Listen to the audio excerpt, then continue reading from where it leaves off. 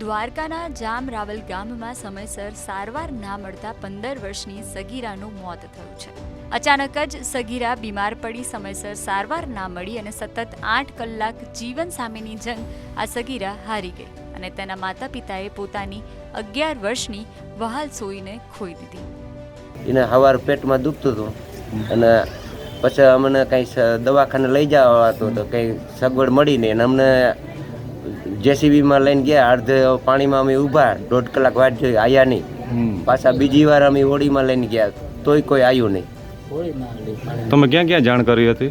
અમે રાવલ નગરપાલિકા પ્રમુખને અને ચીફ ઓફિસરને અને બાકી બીજા બધા પછી આમ કંઈ ફોન કરતા હોય તો ખબર નથી. અને પ્રમુખ અને ચીફ ઓફિસર અમને જવાબ જ નથી દીધો.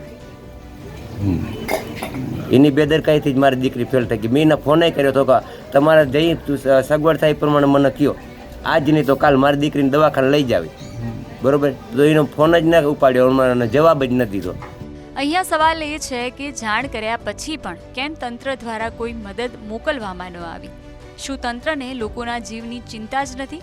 શું તંત્ર આ વાતથી અજાણ છે કે આ સામાન્ય લોકો તેમના પર જ આશા રાખીને બેઠા છે?